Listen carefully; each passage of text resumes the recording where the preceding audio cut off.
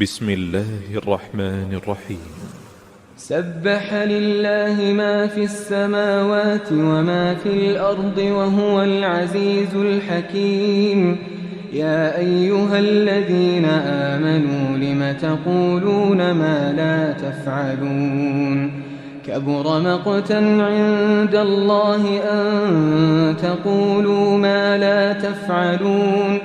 إن الله يحب الذين يقاتلون في سبيله صفا كأنهم بنيان مرصوص. وإذ قال موسى لقومه يا قوم لم تؤذونني وقد تعلمون أني رسول الله إليكم فلما زاغوا أزاغ الله قلوبهم والله لا يهدي القوم الفاسقين.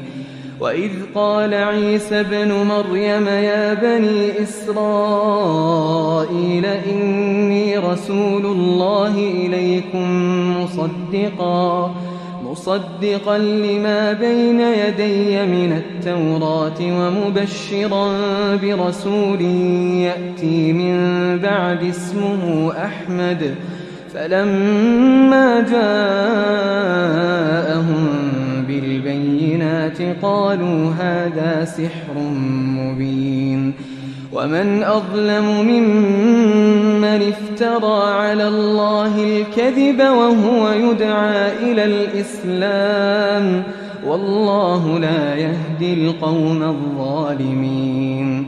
يريدون ليطفئوا نور الله بأفواههم والله متم نوره ولو كره الكافرون. هو الذي أرسل رسوله بالهدى ودين الحق ليظهره على الدين كله ولو كره المشركون. يا أيها الذين آمنوا هل أدلكم على تجارة تنجيكم من عذاب أليم؟ تؤمنون بالله ورسوله وتجاهدون في سبيل الله بأموالكم وأنفسكم ذلكم خير لكم إن كنتم تعلمون.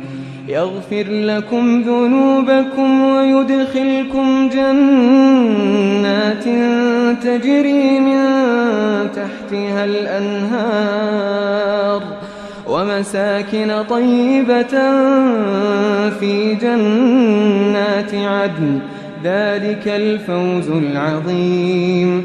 وأخرى تحبونها نصر من الله وفتح قريب وبشر المؤمنين. يا أيها الذين آمنوا كونوا أنصار الله كما قال عيسى بن مريم للحواريين من أنصاري إلى الله؟ قال الحواريون نحن أنصار الله. فآمنت طائفة من بني إسرائيل وكفرت طائفة فأيدنا الذين آمنوا على عدوهم فأصبحوا ظاهرين.